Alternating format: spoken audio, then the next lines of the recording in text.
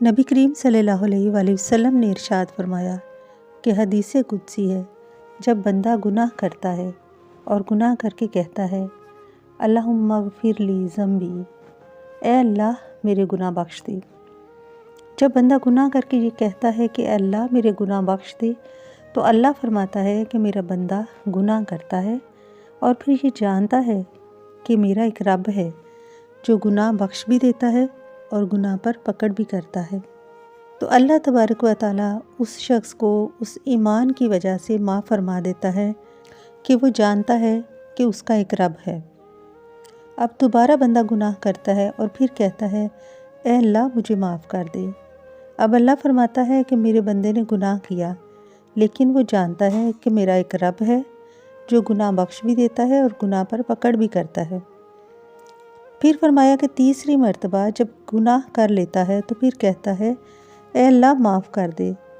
اب پھر اللہ کہتا ہے کہ یہ میرا بندہ ہے، اس نے گناہ کیا ہے، لیکن یہ جانتا ہے کہ میرا ایک رب ہے جو میرا گناہ بخش بھی سکتا ہے اور پکڑ بھی کر لے گا۔ اب اللہ فرماتا ہے کہ اے بندے میں نے تجھے بخش دیا۔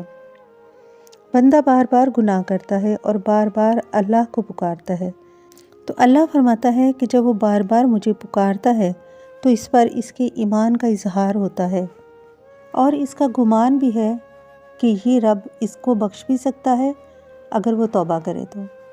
اس طرح بندہ بار بار گناہ کرتا ہے اور اللہ بار بار اس کے گمان اور ایمان کی وجہ سے اسے معاف فرماتا ہے۔